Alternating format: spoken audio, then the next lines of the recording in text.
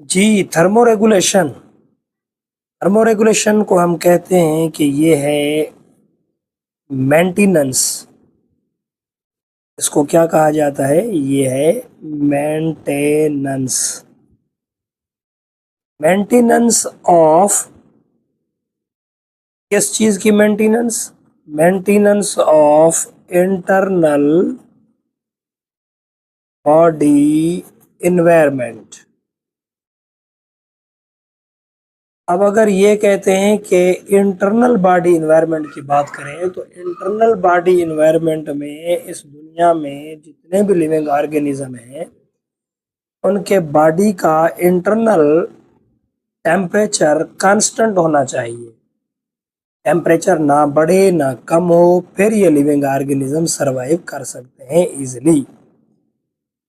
सबसे पहले तो इस थर्मोरेगुलेशन को मैं अगर डिवाइड कर दूं या इनकी मैं कैटेगरी बना दूं तो इनकी कैटेगरीज में दो कैटेगरीज मोस्ट इम्पॉर्टेंट होती हैं। एक को हम कहते हैं कि ये है एंडोथर्मिक। एंडोथर्मिक।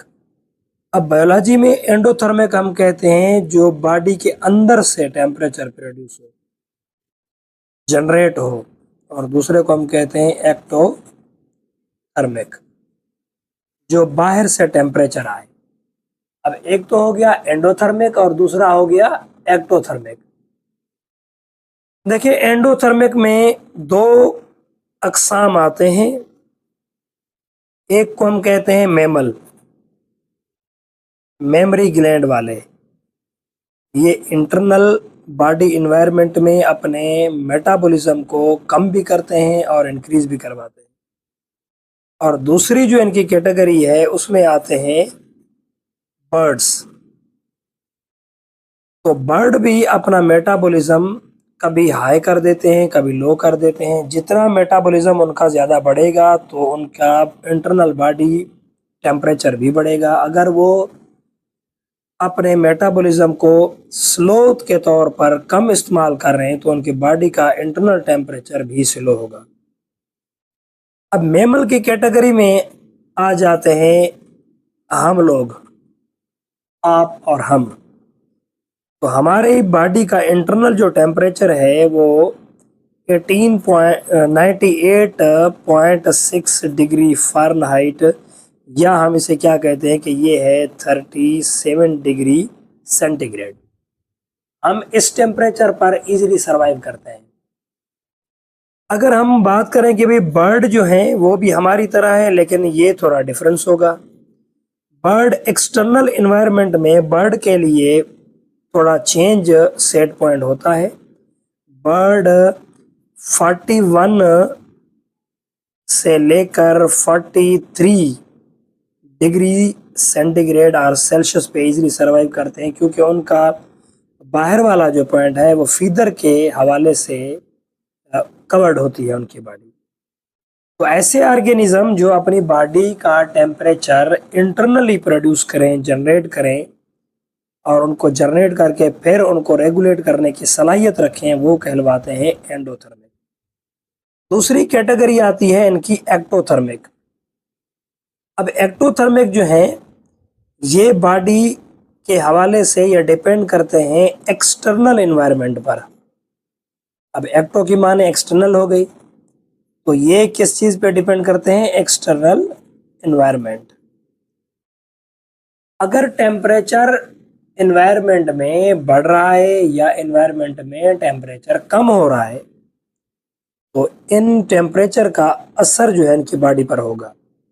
तो जैसे कि अगर देखा जाए तो एक को हम कहेंगे कि यह है क्लास एम्फीबिया।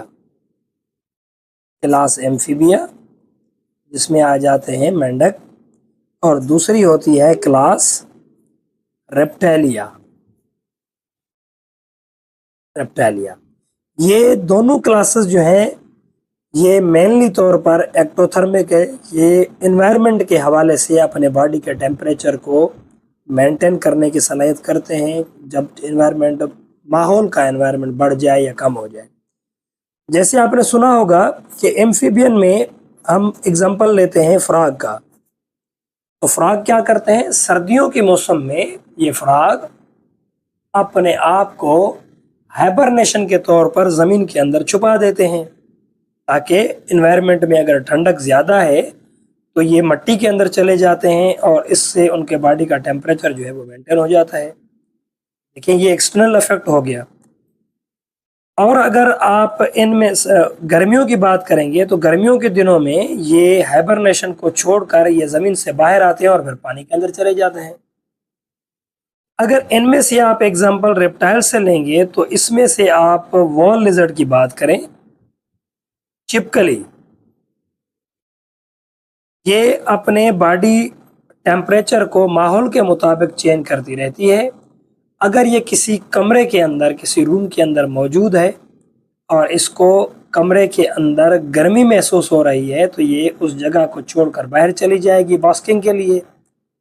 और अगर बाहर की तरफ से उनको टेम्परेचर ज़्यादा फील हो रहा है तो ये किसी ठंडी जगह पर मूव करेगी, या रूम के अंदर या किसी ऐसी जगह पर जहाँ पर शेडो हो, जहाँ पर धूप का असर ना हो, तो ये अपनी बॉडी का टेम्परेचर मेंटेन करने की सलाहियत रखेगी।